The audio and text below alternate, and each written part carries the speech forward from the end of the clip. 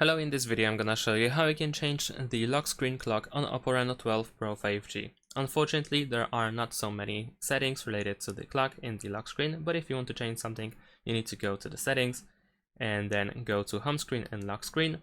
And then if you scroll down, you will find the clock style, sorry. And here you can choose to use either the vertical or horizontal clock.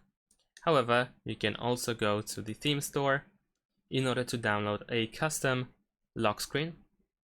And if you switch to category at the bottom, then over here in themes we have lock screen section where you can choose dynamic, static, or interactive. So let's say I'm going to choose a dynamic one, and over here you can find a bunch of different free lock screens that you can of course apply to your device.